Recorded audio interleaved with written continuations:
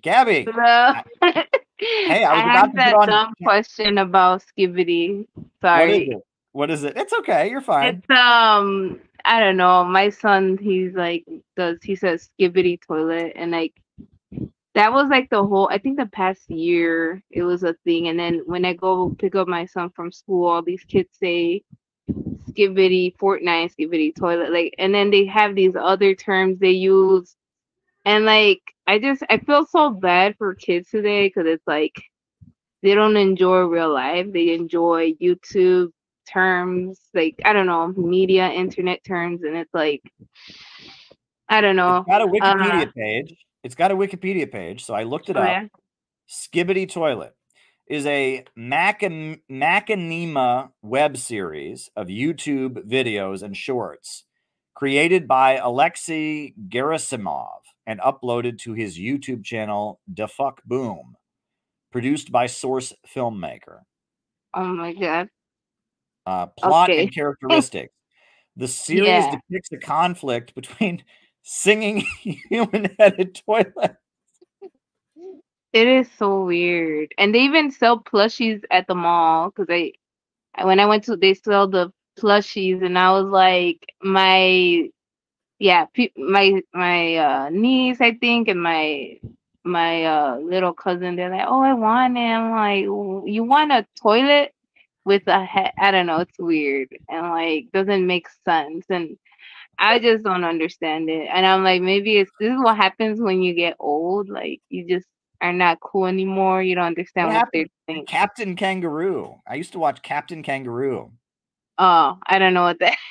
Yeah, there you Caleb. go. Yeah. I didn't uh, watch Skibbity Toilet. I watched Captain Kangaroo. But yeah, there you go. exactly. Watch all Captain that. Kangaroo. I used to watch Arthur. You remember Yeah, Arthur? Arthur, I used to watch that. And Yeah, it he was has the like they sister, had good DW. stories. Storylines were they taught kids like, how to become like a better person or to be kind. And then like TV shows today for kids is like very inappropriate and like very like I don't know. I'm tired of like trying to be like guarding my son while he's watching because like I feel like every day I'm like, take that off right now, take it off, and then it's like I just have to be like looking if it's appropriate or not, and then the context that they use certain things is like it's not kid friendly, and it sucks because it's like it's not like before.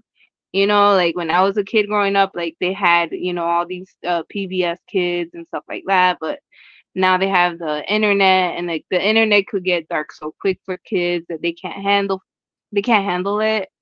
So that's why I'm like, it's hard for parents to be like looking out what's appropriate and not appropriate because sometimes we think it's right, but sometimes it's not okay. And then years later, they're like, oh, just by the way, this show was the jokes. And then like I realized certain things that were so inappropriate. Like I thought it was normal at the time, but then now it's like it's missing kids' minds psychologically too. So it's Well, like a lot I of mean, things to look out. what I thought was interesting was like Sesame Street. I think is Mhm. that still on the air? I don't know. I don't, to be honest, Caleb, I don't watch like regular TV anymore. It's like Netflix and like Hulu and Disney Plus and all Well, these other things. apparently Sesame Street was quite edgy, but it was like Right. beneath the surface. Like you had to like kind of go looking for it, right? There were Mhm. certain things about Sesame Street, like Bert and Ernie slept in the same bed, and they're both men. Oh yeah, yeah, yeah, yeah, yeah. And like if you think about that, it's like why are these two adult men sleeping in the same bed? And Yeah, that's you true. I know, never thought of that, but like, yeah, that is weird. But then, and then other, Oscar the Grouch lives in a garbage yeah. can. Like he's a Oh homeless dude yeah. who lives in a garbage can. Like, and he's Wait. green because he's Yeah. got rotten garbage rot all over. It's actually like kind of dark. It is. Is that what it is in New York? Well, I mean, I Is assume it so. I mean, Sesame Street based in New York? Yeah, it's supposed to be in New York, right? It's supposed to be New York Yeah, City. people sleeping in the garden.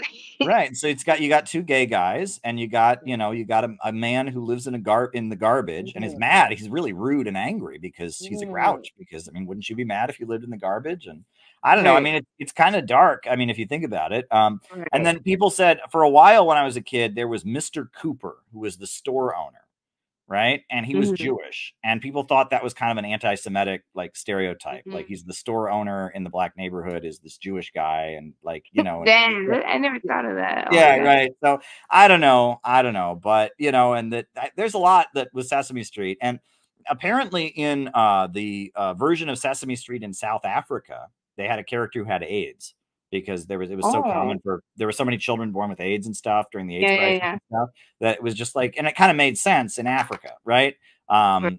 But that was in Africa. That wasn't the one in the United States, but yeah, there you go. But yeah, I can't imagine being a parent now. I mean, when Yeah, what you just told me about Skibbity Toilet, that just like yeah, and what? and I know that they have these other like this term is like Ohio. They use Ohio a lot, and What's a then they state? use yeah, but they use it like oh Ohio something like it's like I don't know. It's so weird, and there's these other words I can't think of it, but like uh dang it, it's that skibbity one's in my brain now, and it sucks because it's like Yeah, I just looked my it up and I just feel dumber. It's about human heads yeah, floating in like a these toilet that kids are stinks. like so yeah, it's like I don't know if like they're making our kids like how do you call that? I don't want to like I don't know, it's not normal for kids to just say these words like out of nowhere. Like you could literally be talking to a kid and they say like Ohio and then they say the skibbity and then they see these other words and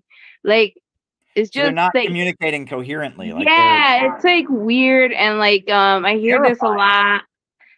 That's Yeah, it's like I feel terrifying. like our government is messing with the kids' minds or something. There's Like some weird creating like thing. trigger words or something. That's really Yeah, and terrifying. it's like when I was growing up, I'm like I'm trying to think like if we had something like that, but I don't know. I can't remember anything like that. But yeah, it's like I think this new era of children is a bit scary of like the outcome of growing up with the internet and stuff like that and being able to text and seeing things and like I don't know, maybe we had that too like with regular television, but like since I have a son, like I'm very I look for like the little messages of like when they have like a woman in like a shirt like a like bikini and like stuff like that. Like, I feel like it's that little thing that they do to boys, and then they grow up to be kind of dysfunctional, and it's like, Mm.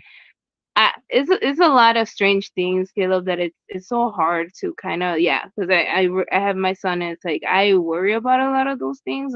But it's like I try to be like I try not to be behind his back, but it's like I have to, and it sucks because it's like I wish we were in a world where they had age appropriate things for kids, but we don't, and it's Mm. like it's difficult, and but yeah, anyways, buy Caleb's book. That Oh, enjoy it. Enjoy it. Yeah, yeah.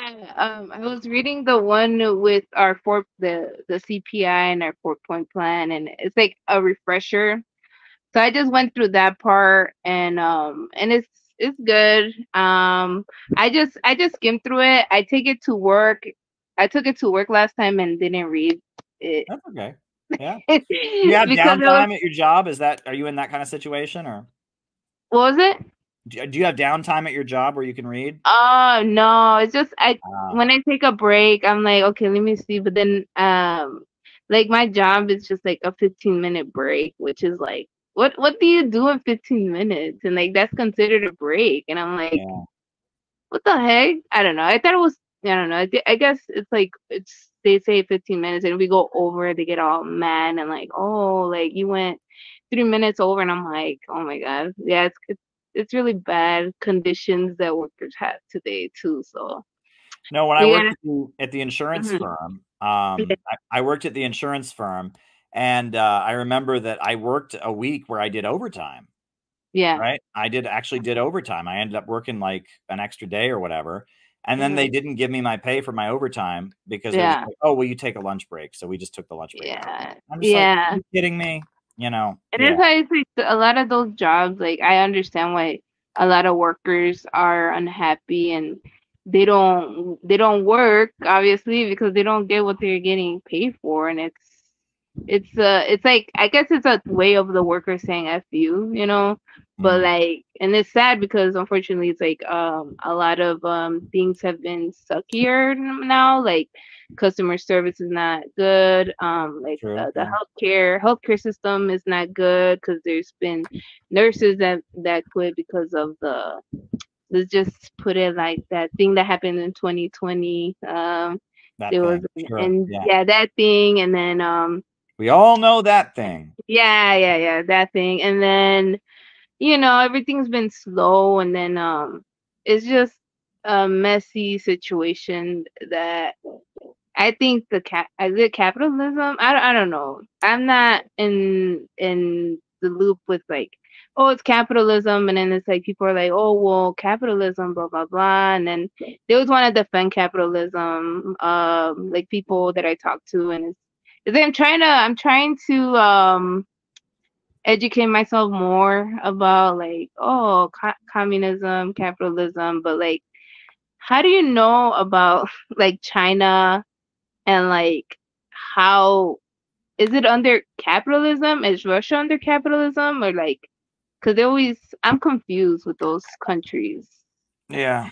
Well, socialism is a centrally I planned don't economy. understand.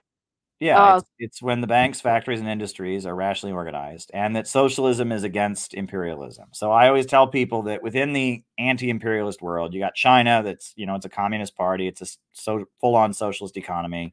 But there's a lot of private corporations and stuff, but it's ultimately a planned economy, right? You got countries like Vietnam and North Korea and Cuba, but then you get countries like Iran or countries like Russia where there's a lot of state control, but communists are not like in power, but it gets really weird because their economy is so tied in with the socialist and communist countries. It's like, what I mean, it's like it gets hard to say. Ultimately, I just tell people we're anti-imperialists. You know what I mean? We just need to focus on opposing imperialism, because anyone who's anti-imperialist is going to be more and more socialistic. And if someone is, if something, if we live in an imperialist society where our economy is still run for profit and they're attacking countries and all that, but they just give everyone health care, I mean, that's still imperialism. It's not socialism. So the question right, is imperialism, right? And I right, just, and the all the countries that oppose imperialism are supposed to move more and more towards socialism, and that's kind of the way to, I define it, right? Because it gets very confusing nowadays. It used to be that it was very clear that the communist and socialism, that was the main ideology and the main opposition to Western imperialism. But now it's a little more confusing. But all the countries that are anti-imperialist have more or less socialistic economy. But what else is on your mind tonight? I was gonna, dang it, I forgot. It was about like imperialism and all that. Wait, so I was explaining to like my mom, she's more open to about bricks.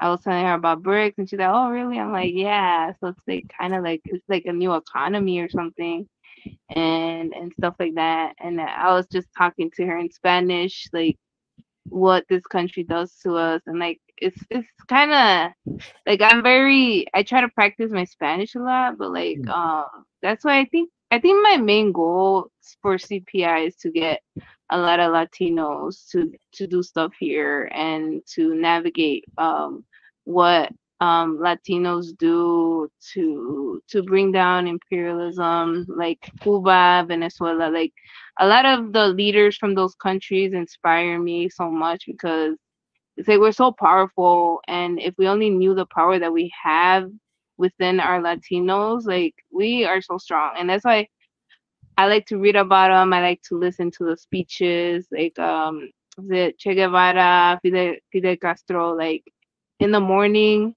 or whenever, I like to listen to their speeches Good. because it brings me like a lot of hope and optimism, and like, I kind of want to upgrade my Spanish because they use different Spanish. Like Cuban Spanish is different than ours, but it's still understandable. But It's like I'm very and then what's his name? The leader from Venezuela. I always forget. Maduro, Um, the one that passed away. Hugo The Chavez. Hugo. Yeah, him. I've been into him because he was a real, like, he loved Jesus, he loved God, and everything he did was under with God, and like kind of like I'm so proud to be, Catholic, and studying socialism and learning about it, because it's like they go hand in hand so well. But you Well, know, let me tell you, I remember years ago when I mm, was living in Cleveland, they sent me to your city, Chicago,